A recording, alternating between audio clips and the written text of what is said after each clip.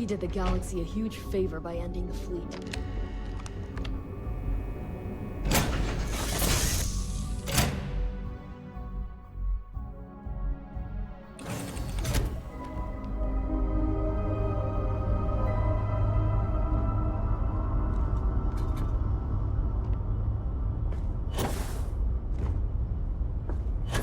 Yeah, what's up?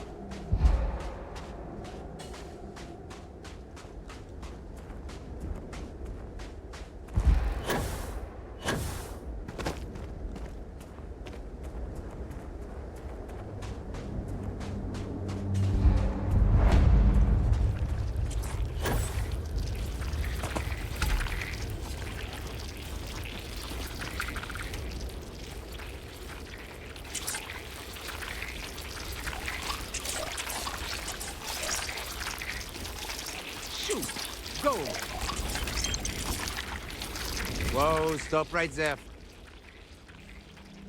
Good, because I found these guys. But like I said,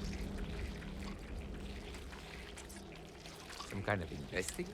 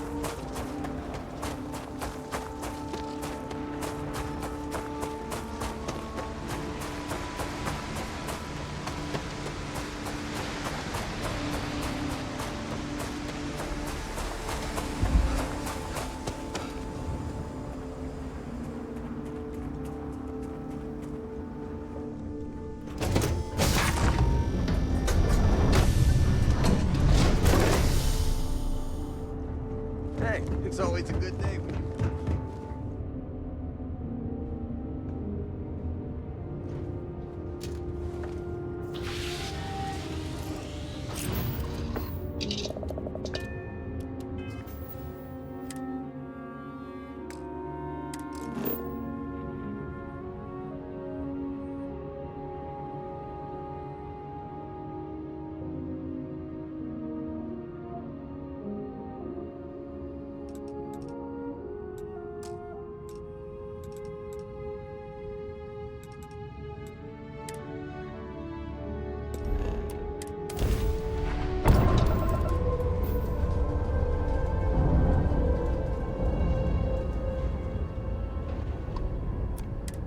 Hailing unknown vessel. Colonists here in distress. Thank you for responding. We had someone jump in and leave without even saying hi. We're with, but our grabbed...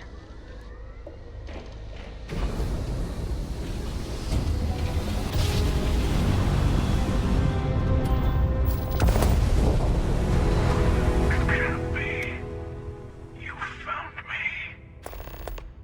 I knew I made the right choice in letting you go.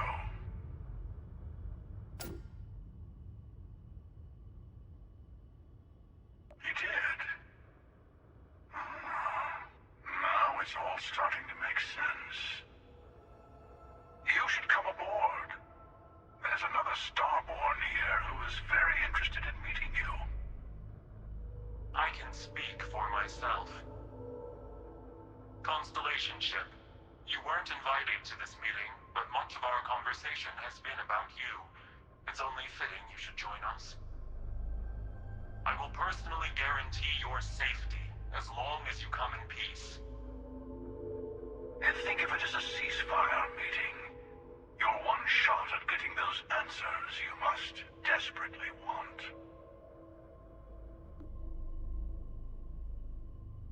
Good. See? We can all get along. For now.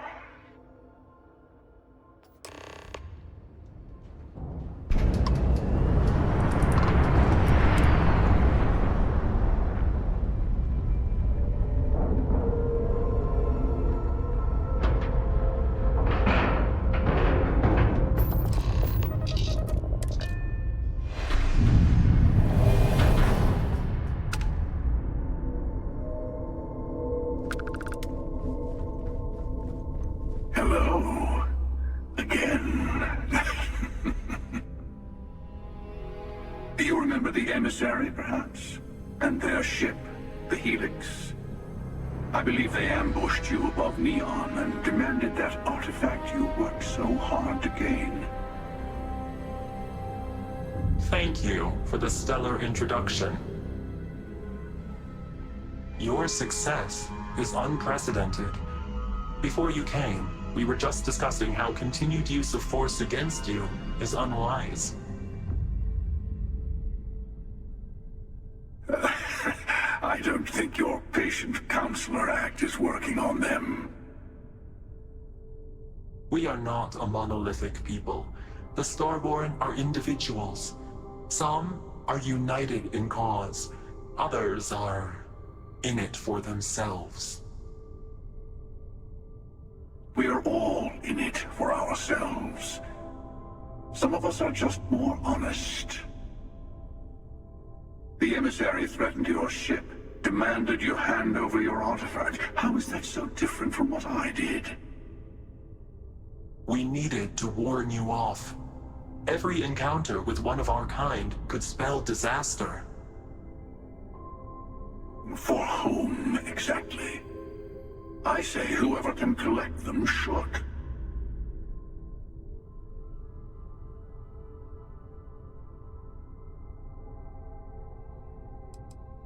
Yes. Let's talk about what really matters. The Unity. You are on the path to it. It is a place, a gateway. It is where we were reborn. Not a relatively expendable Dusty anymore, are you? Look at where you've ended up. I'm not who you think I am. This universe is only the first one you've been to. I've seen hundreds. Where I came from, I was the one who ran to the Eye. I left you behind to protect the artifacts, and the Hunter killed you. One of me, at least. I collected the remaining artifacts, and they opened the way to the center of my universe, and the doorway to an infinite number of others. That is the Unity. When I stepped into it, I became a Starborn. It's how I've entered other worlds, including yours. And that's the problem. All the artifacts are needed to complete the armillary and open the way to the Unity. In every universe, the Starborn fight over them. Innocent people die. You've witnessed the power granted by the temples, the anarchy that can be unleashed. Someone has to decide who should get them. Here it comes. The emissary tells you only the worthy should enter heaven. You're twisting what I mean. They're hypocrites. They use the chaos caused by the hunt for the artifacts to establish an order where they decide who's worthy. I attacked your lodge because I wanted the artifacts, and you held me off. You got away. That wasn't some morality play. You didn't survive because of righteousness.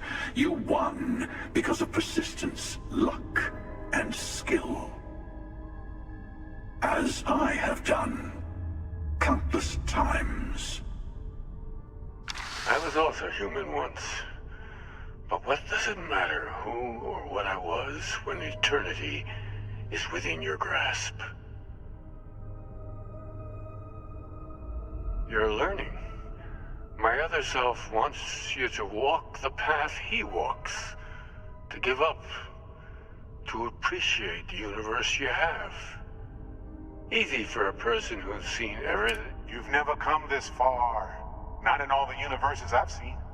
The path to the Unity is opening to you. You're going to tip the scales one way or another. Better your hand be on one of our sides.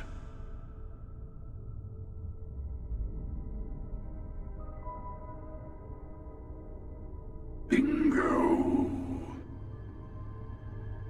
I want a truce between all three of us. Give you some time to think over which approach to the Unity is the one you want. Mine or the Hunters? Yes. Let's see how willing you are to live under someone else's rules. Just remember, one of us isn't trying to judge you.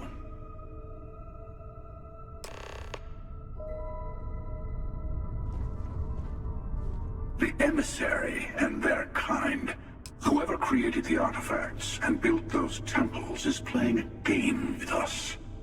One whose prize is access to the center of all creation. There are no rules. Whoever gets all the pieces wins. And I've won. Over and over. I don't kill for the Unity. I find the easiest pathway to it. I've simply found that it's the quickest way. Talking, forming alliances, waiting for the right moment to commit theft. It's all so tiresome. I'll admit, you getting away has been the most interesting thing to happen in quite some time. As soon as I realized what had happened, I knew I needed to wait until this meeting with the emissary to decide what to do about you.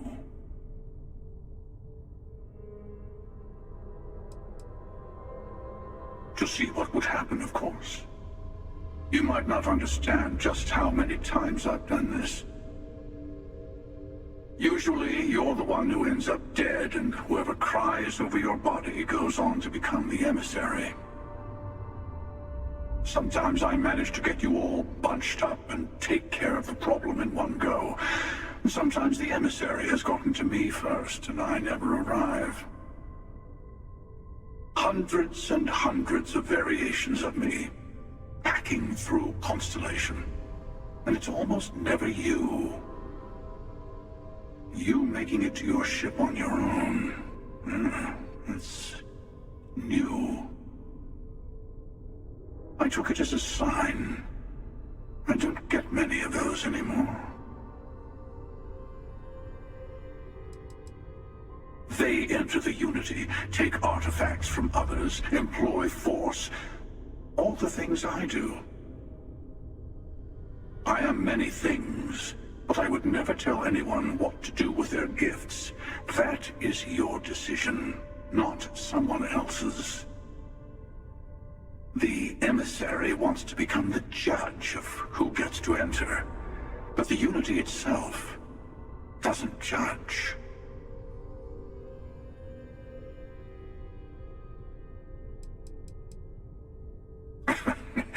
No, we always end up having this meeting at this time. But it's the usual affair. Can we make peace? No. Oh, how tragic. Honestly, I was beginning to wonder why I kept tending. And it's a bad habit I started a long time ago.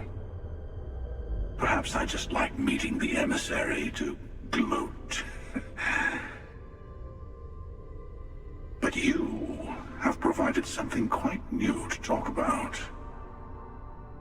Maybe you're a random die roll. Or maybe the Unity is finally responding to all my hard work.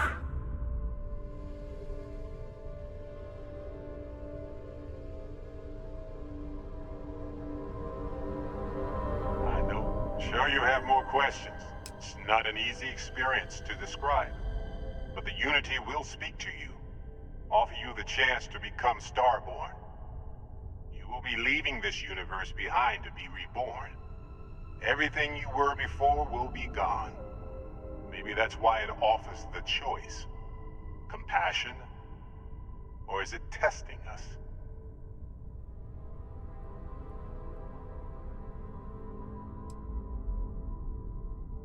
Different? I never know who you are when I meet a new version. But so much of you stays the same. It's hard, but each universe is precious in its own way. Mine will never have its original you in it again, as yours won't have its real me.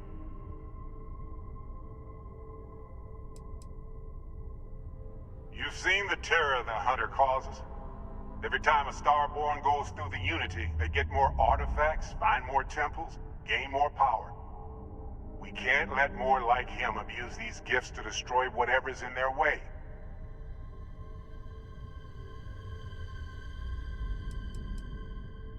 When all the artifacts are assembled, the device they create is called the Armillary. In many ways, it's a model of the multiverse itself. Through it, you can reach the Unity, and from there, you can become Starborn.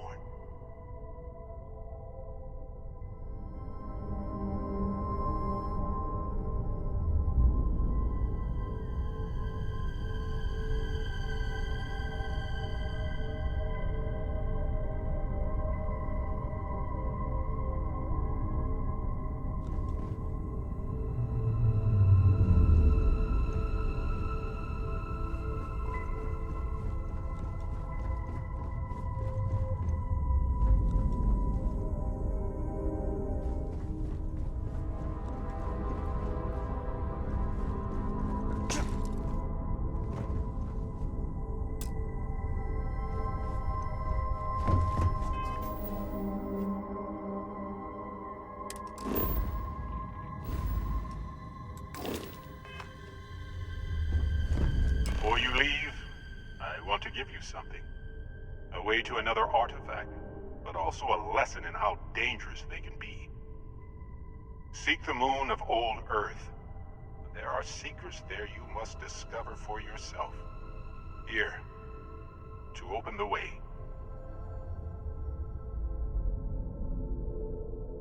And I am sorry we have not always been forthcoming. I hope you will see what I have seen. You should also talk to your colleagues in Constellation.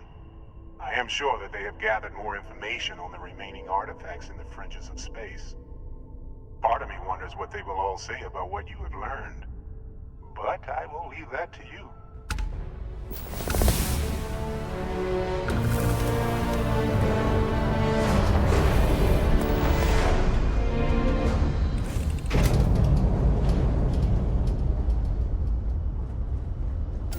Hey, how are you?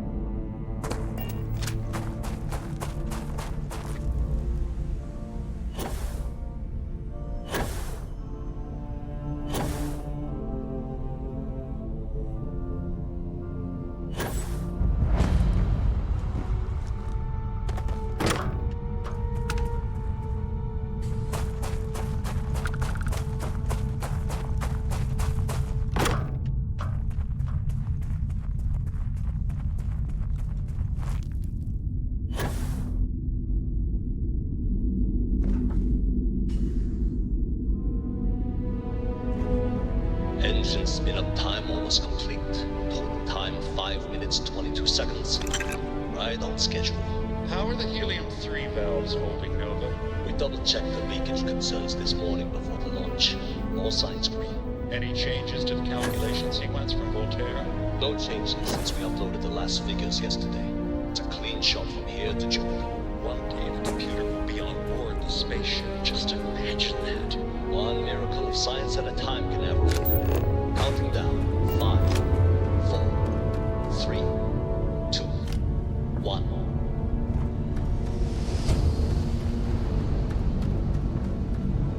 Canaveral, are you reading? All clear, Nova. Indicators look good. The ship should be cruising Jupiter's orbit right now. Visual confirmation will be possible in 32 minutes. Afraid the speed of light is on the slow side these days.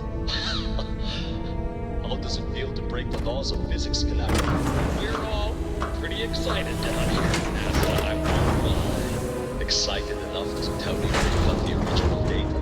Not in a million years.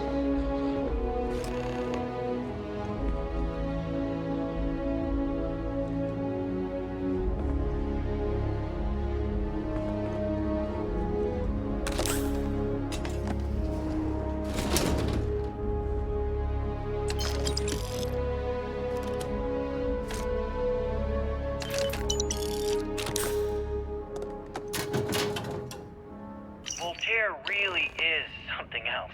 A supercomputer so powerful they put it on the damn moon to keep it cool. Although by that logic they should be running it purely in the vacuum of space. But hey, good marketing material. I've been spending some off hours running some dumb simulations just because I can. My favorite so far is simulating the sound of every duck on Earth quacking after receiving a piece of bread. You didn't know you wanted a real-time sim of feeding all the ducks, but now you have it.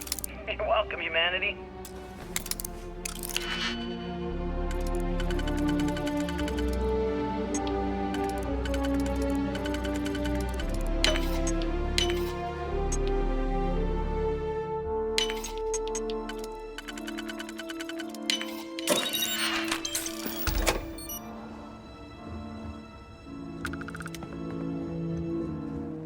Nova Galactic Project Log, Principal Engineer Lang Shu. Voltaire is being reconfigured for this new initiative. The math we're being asked to crunch is ambitious, even for a supercomputer. We might as well be asking it to count every grain of sand in every desert on Earth. Who came up with these original equations? Our partner isn't being very open about it. Every question I have goes through some discretionary channel. I'm surprised we even know we're working on a ship.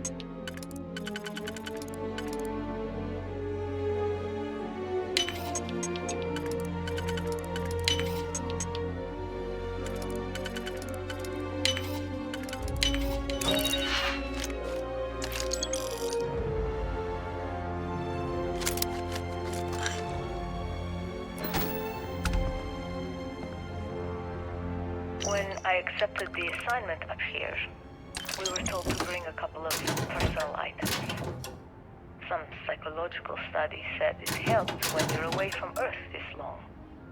I brought my grandmother's old abacus. I would play with it on her lap, and she'd teach me the Russian for all the numbers. She, just got word that she passed. The next shuttle isn't for 3 months, so I won't be able to go to the funeral. Goodbye, Babushka. Thank you for teaching me math. It brought me to the moon.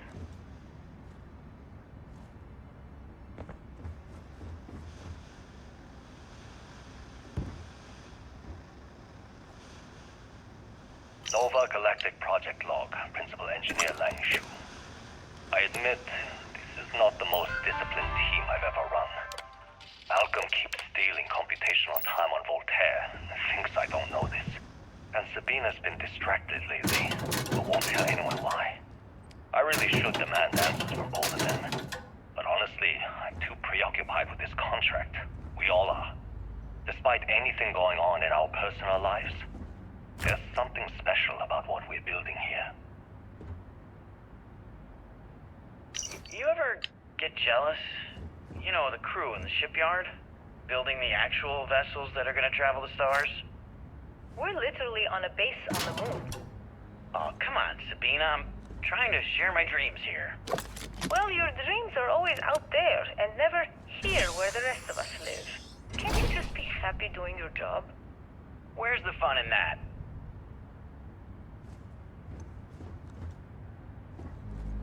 Okay, confession time.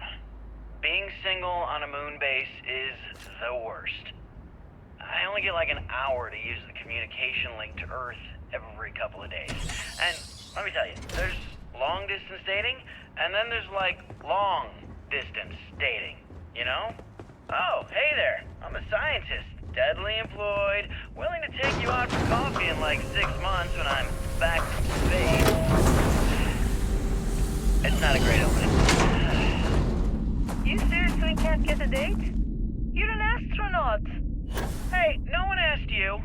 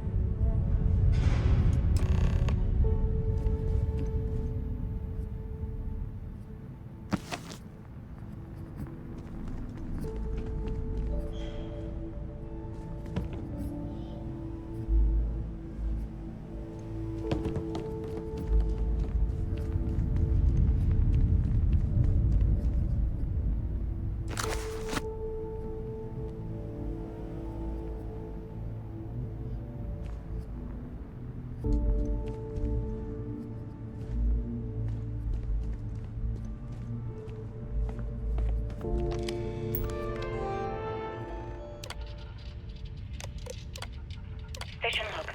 Dr. Judith Tatien, station log. Station log. Dr. Judith Tatien. I have never been so nervous since I defended my dissertation. 4 hours talking to Victor and his team about theoretical metals, atomic bonding, even a half-hour divergence into magnetism that I'm pretty sure was just to throw me off the trail of what we were actually talking about. Then, I got to see the lab. I don't know how much I should say, but the periodic table just got thrown out the window.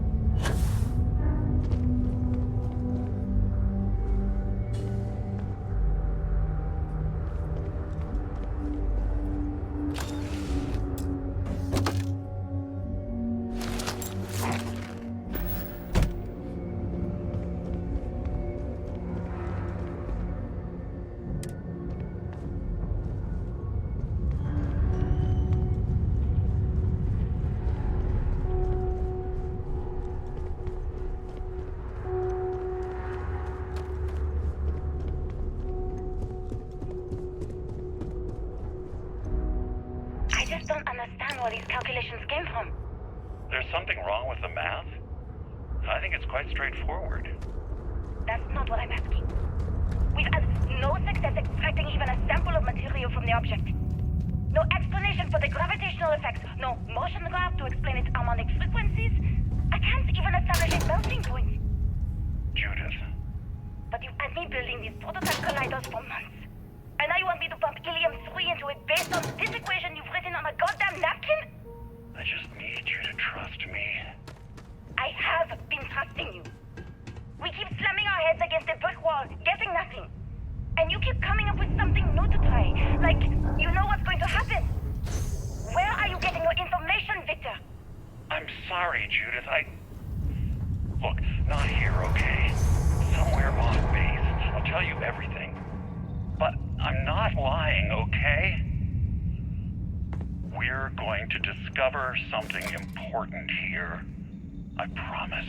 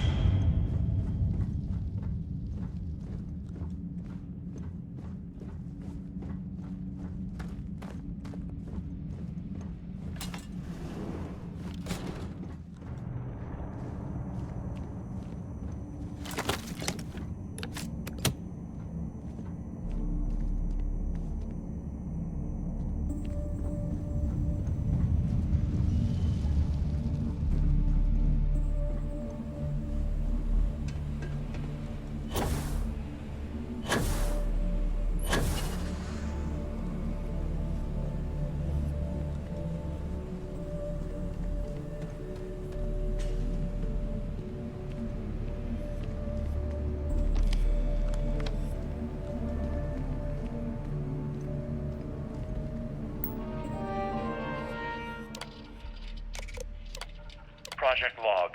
Dr. Victor Isa. We turned on the prototype today. The gravitational field around it began to fold as we long suspected. Complete reversal of gravitational pull was observed on dozens of loose objects around the lab. I'm setting up a meeting with the directors to propose a larger test. The prototype proves we don't need the original anymore, but further work is going to have to take place in space, somewhere with abundant helium-3 and with a civilian partner. Someone with access to large-scale manufacturing resources and computational equipment. Engineering gravitational folds pulling the far side of the solar system closer to us? It's all going to be possible. Project Log, Dr. Judith Tatian. I watched the gravjet tests from the moon today.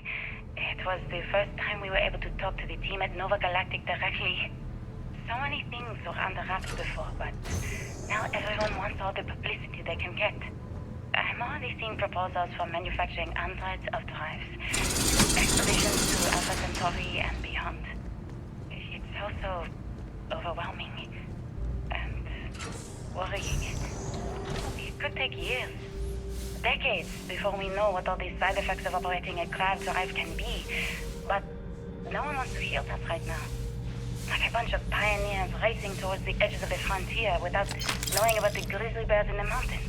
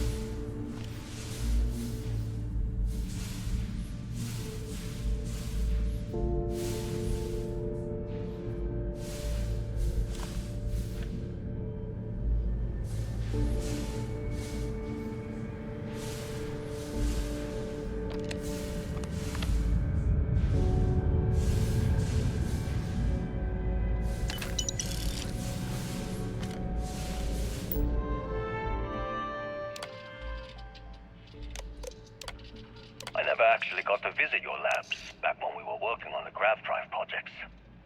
Seems like ancient history now. Only thing we're doing these days is launching weather satellites. Guess this is as good a retirement as any. Now, Project Demeter, you want our help manufacturing scanners to better track these new meteorological patterns we're seeing.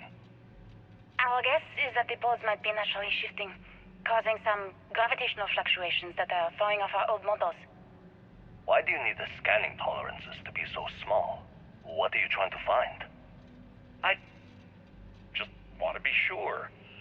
It's not like we're doing much these days anyway. The glory days are over. Why not give ourselves a challenge before they write us off in the history books?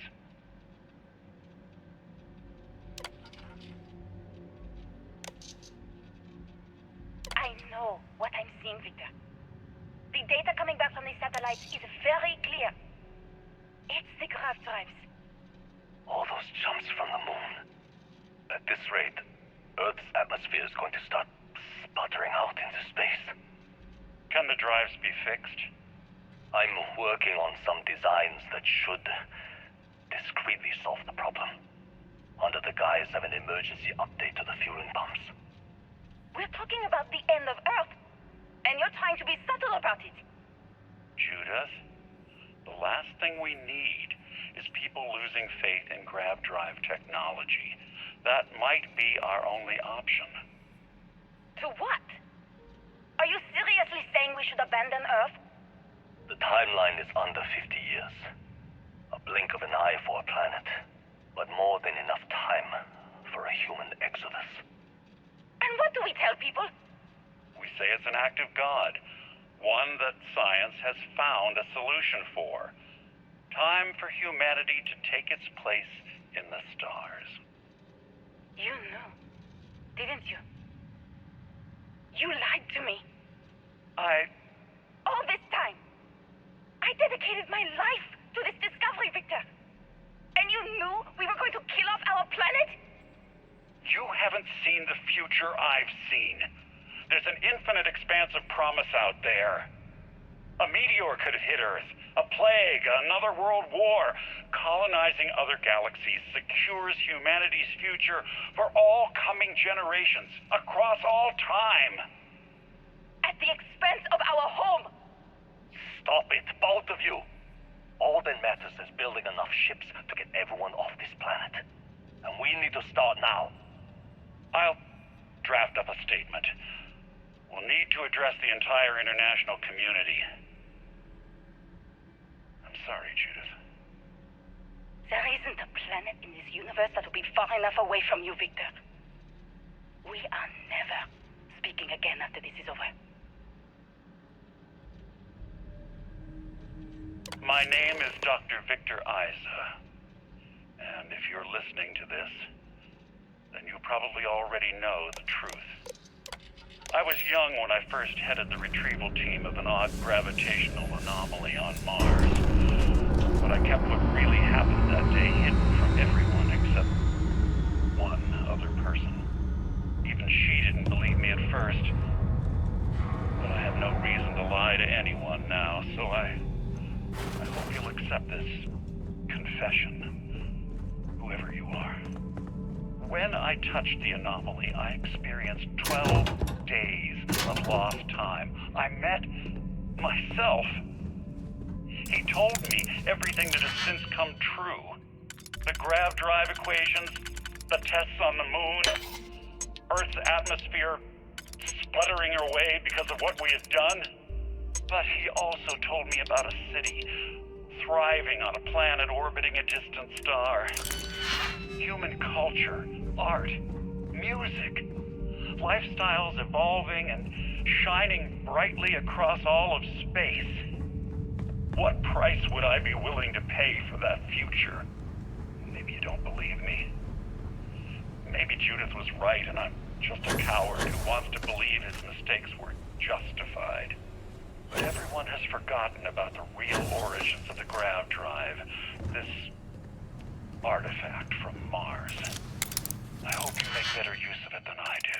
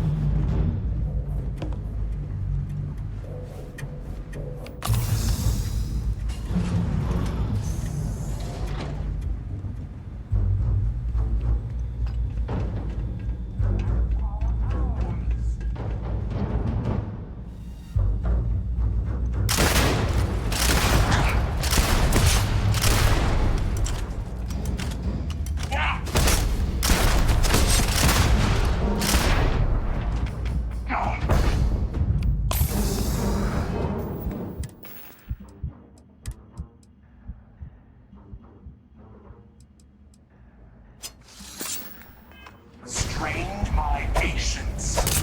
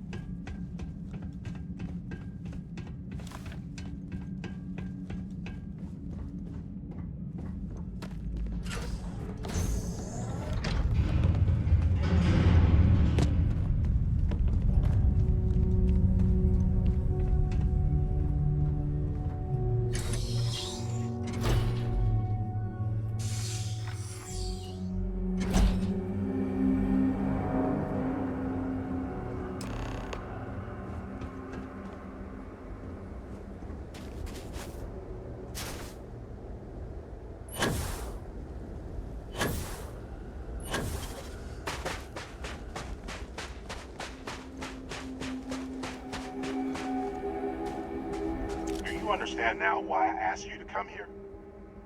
The artifacts unlock the secret of interstellar travel. At the cost of Earth. An easy trade, honestly. Why have one world when you can have all the settled systems?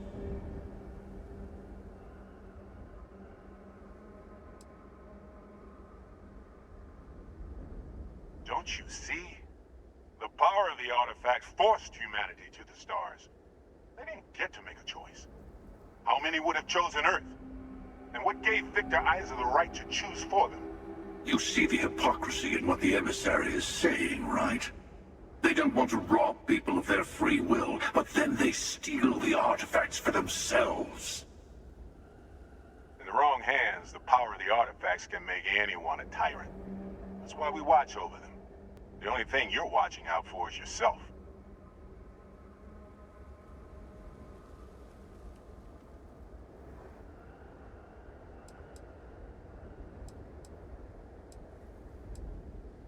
Don't be a fool.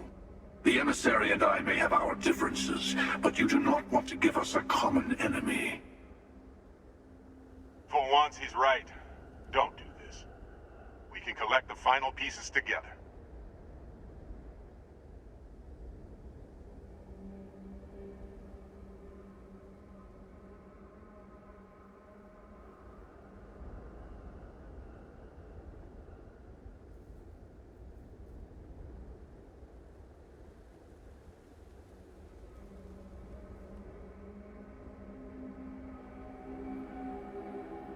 Thank you. Well, can't say I didn't try. We'll settle this at the usual place. The buried temple. We'll be there. You're lucky I'm a man of my word. Stay for a moment. You must have questions about what happens next. You won't be able to go to the buried temple right away. There are still other artifacts out there in the settled systems that you'll need to work with your colleagues in Constellation to find them. There's always a final artifact in a specific temple. Hunter and I agreed that whoever you sided with, the other would wait there. Expect anything and everything. Other Starborn, human mercenaries and defenses, alien creatures under mind control. It's all fair game.